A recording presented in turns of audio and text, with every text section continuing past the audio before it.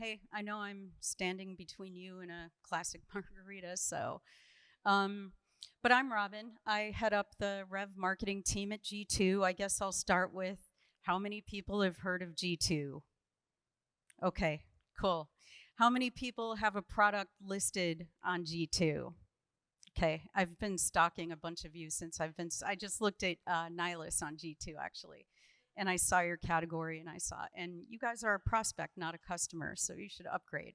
But nonetheless, this is me. I joined G2 about 2 years ago. I have a long, weird history in mostly B2B marketing, from pretty small early stage startups that have been acquired by companies like Oracle and 3M. 3M is actually horrible.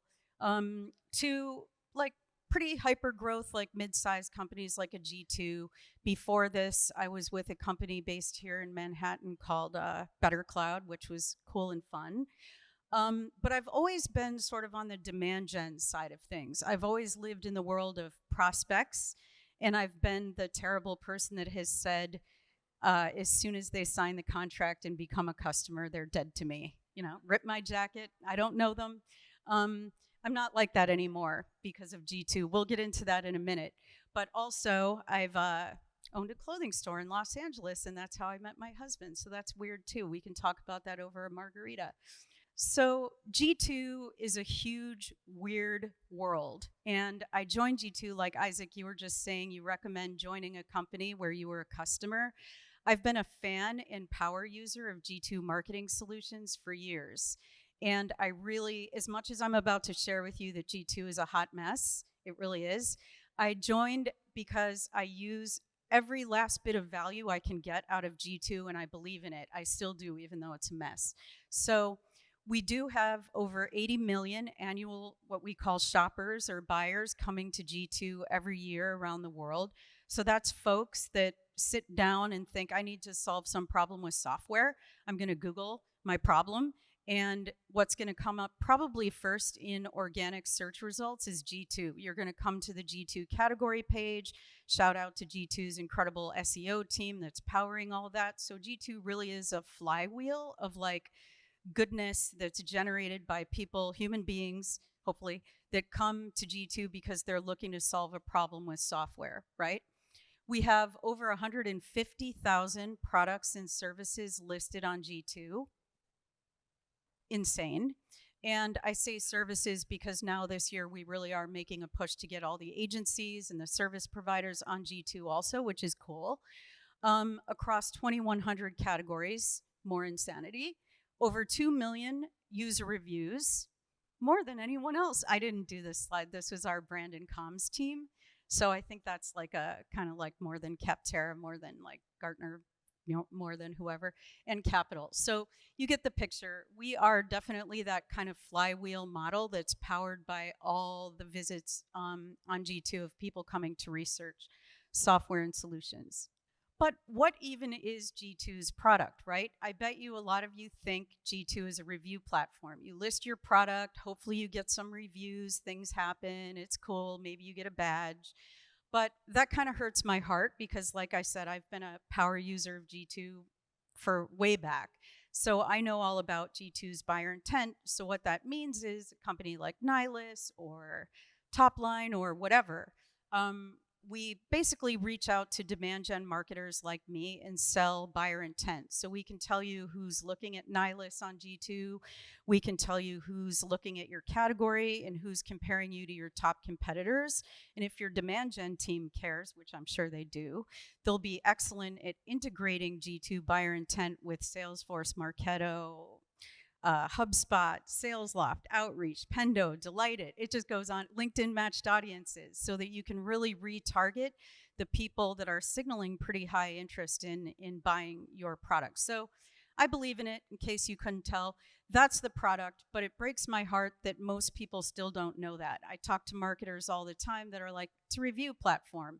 It is, but where we make most of our money is in upselling you our buyer intent, which is amazing. Here's a quick look at our product. So anyone who has a product on G2, like Nihilus, you were right before me, so I'm sorry I keep going there.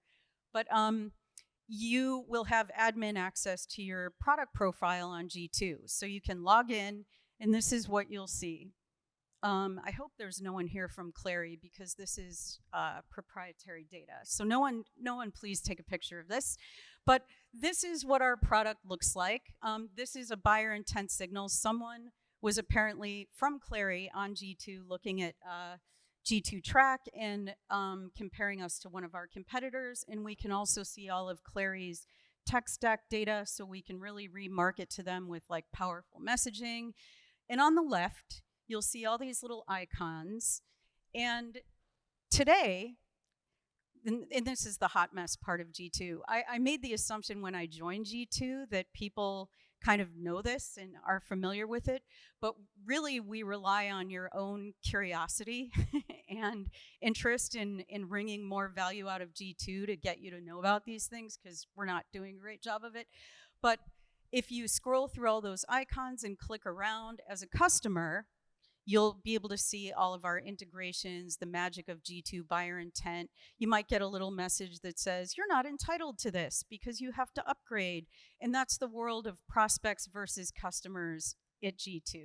Prospects are people that have products listed on G2, like yours, that are not upgraded, so they're free, right? And then there's the people that pay us money, and those are our customers. Just so you know. Okay.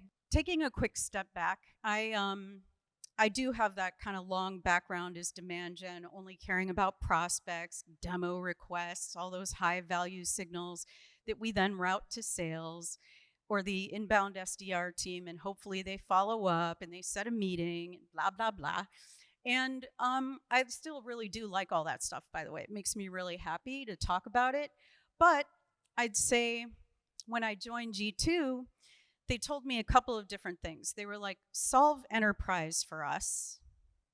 And, oh, we also have bajillions of people on the free version of G2, and you're going to have to figure out how to get those to upgrade. Those are your prospects. And I was like, okay, this is new for me. This is new, but this should be easy, right? I mean, all these people are sort of a captive audience. I'm not just out there trying to market to like total strangers. So I'd say that when I joined, in my whole past, I was focused on the left. This is like acquisition, right? This is creating inbound for new business only. Customers are dead to me. I only care about prospects and getting them to convert to pipeline. Maybe I care if the pipeline converts to revenue. Maybe I don't. Depends on my goals, because my goals motivate all my behaviors, right? And in G2 world, I care about people adding products on G2, and I care about them upgrading from freemium to paid. Where I was not focused was on the right, which is how do we create revenue growth from existing customers? How do we make sure they're even getting the value out of G2 or any product? Like, wow, I'm thinking about customers. And then how do we kind of ensure that that journey can happen on the back end operationally? How do we kind of wrap like a demand gen mindset in motion around getting these people actually routed? And what does that even look like? I mean, how do you even know this is like foreign territory? So it's been a wild 2 years at G2. I still really like it. But I think it really is time to kind of shift, like people like me, the way we typically think about demand generation as being more of a full funnel approach, from what is the first experience they have with you to after they sign the contract and start paying you money. How do they see the value? How do they recognize the value? How is this happening so that you can take these signals and get them to the right folks on your team? In the case of G2, that's the Rev Org. I mean, there's different people responsible for driving revenue across the business. There's new business AEs, and then there's CSMs and RMs at G2. And I think the first time I really started thinking this was when, before G2, I was working at Better Cloud here in Manhattan.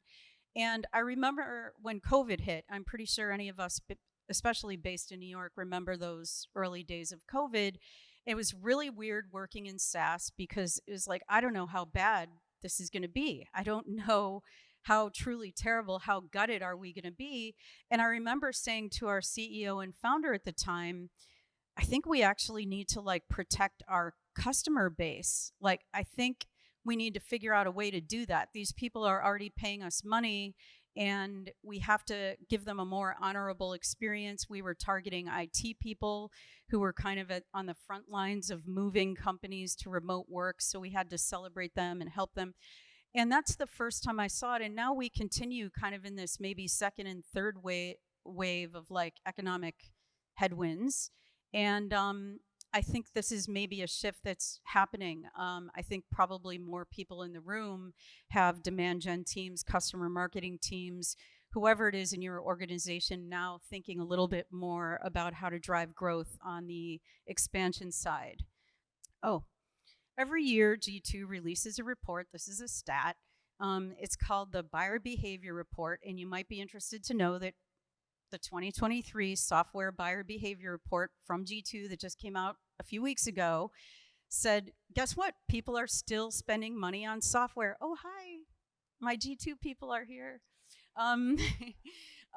But that's the good news for everyone in this room. People are still spending money.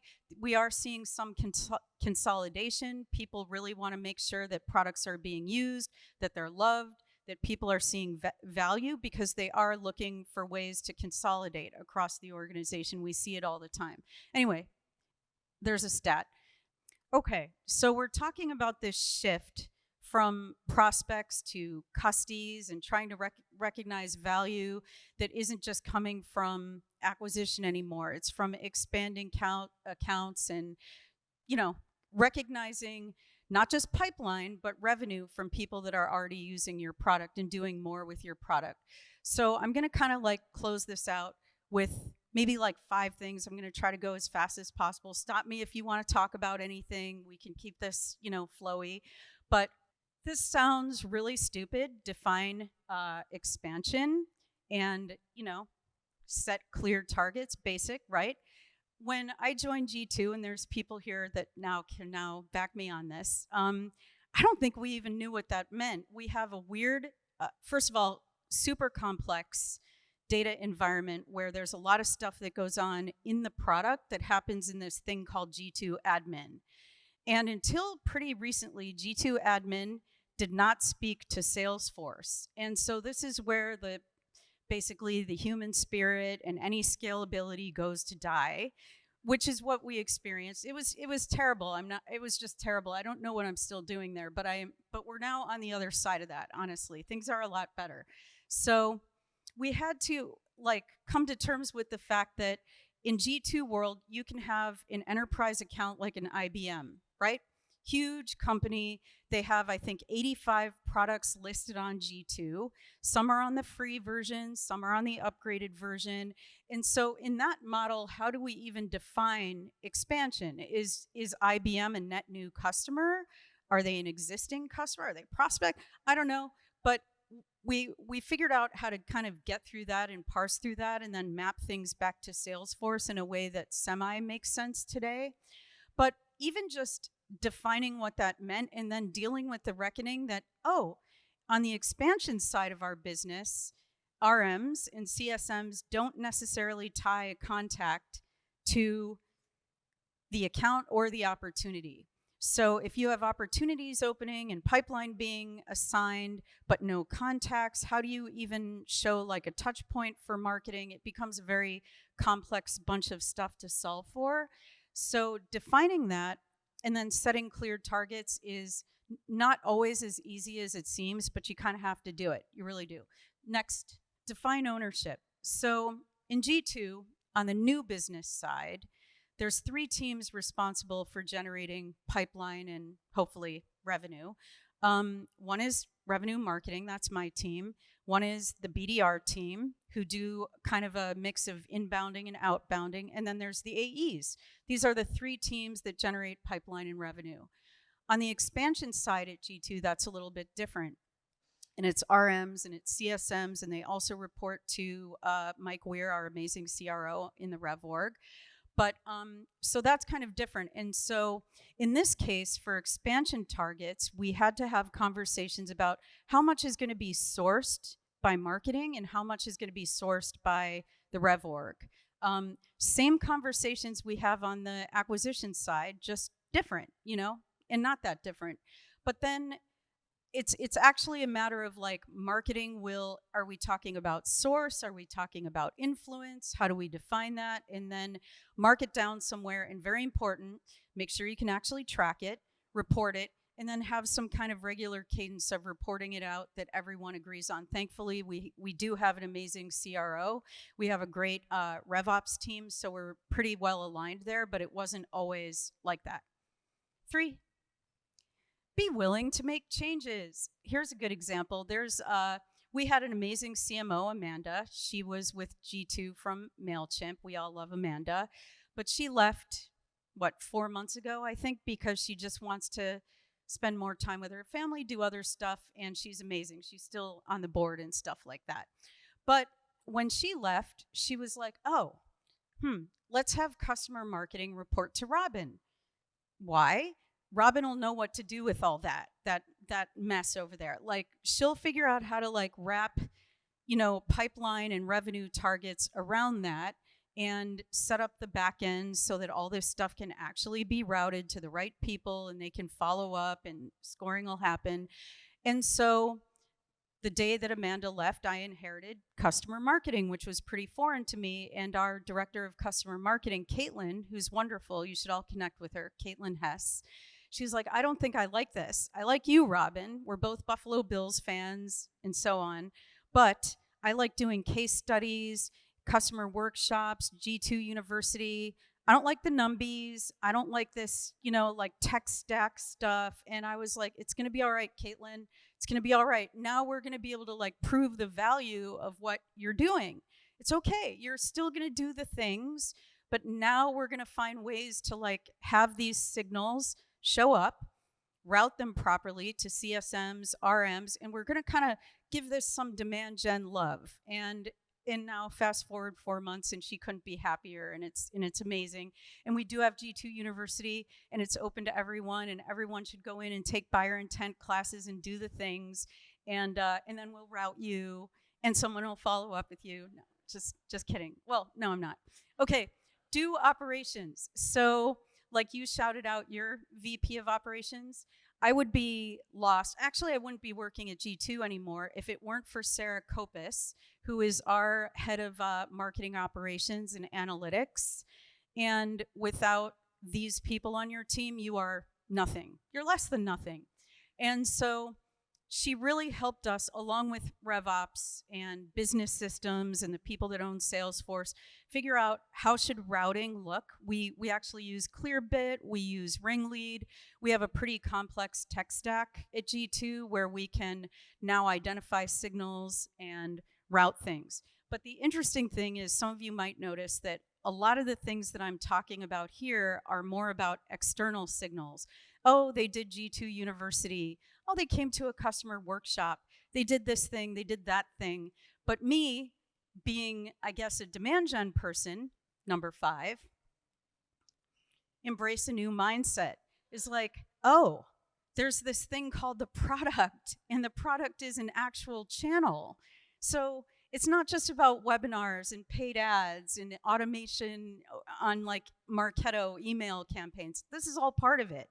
But now I have this incredible power of working with our product as a channel. I really do see it as a channel to how people are actually using the product, finding out about G2 buyer intent, wanting to do more and more. And where I think we still have work to do, if I'm being totally honest, is I don't think we're there yet. I think that we use AppQs. I know AppQs is here. I don't think we're using it well.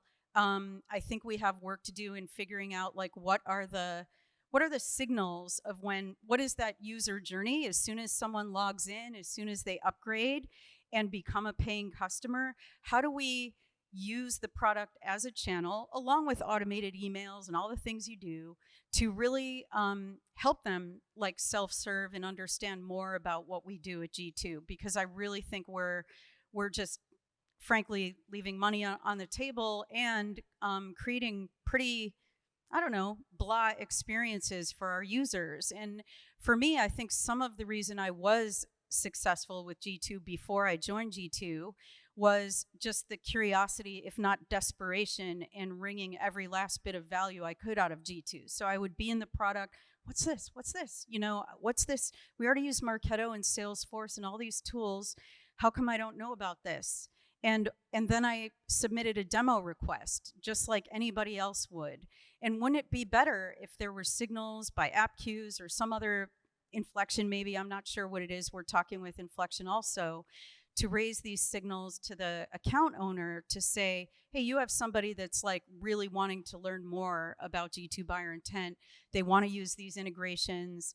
Let's figure that out. So that's kind of the next phase of product-led growth for G2. We have an amazing chief product officer in Sarah Rossio, and I know she's really excited that now my team is involved. And we have G2 Labs, which is constantly running these wild experiments that sometimes we never even know about. And it's like, no, this is awesome that you add features and functionality so quickly, but how are you letting people know about that? I just found out about one sitting in that chair because I looked at G2's LinkedIn and I was like, oh, apparently we rolled out a new thing. I had no idea. So we have work to do. It's going to be fun. I think I'm gonna leave you. No, I have one more quick thing. So here's like a product-led gem from G2. If you are on at least our essential version of G2, so you're paying us, not as much as we'd like you to, but you're paying us something, and you're using Pendo or Delighted, you can set up this integration. So if you have users that are in your product and you really want to generate more reviews, because everyone should be generating more reviews on G2, they don't have to leave your product to leave a review on G2. They can be in your product and you can serve something through Delighted or Pendo and it'll auto-populate over to G2, which is kind of powerful. They can stay in your product and you can even trigger this so that it's engaging the people that are kind of like already most engaged in your product. So that's pretty cool. So there you go, folks. Connect with me on LinkedIn, talk to the G2 people, and thank you so much. Woo.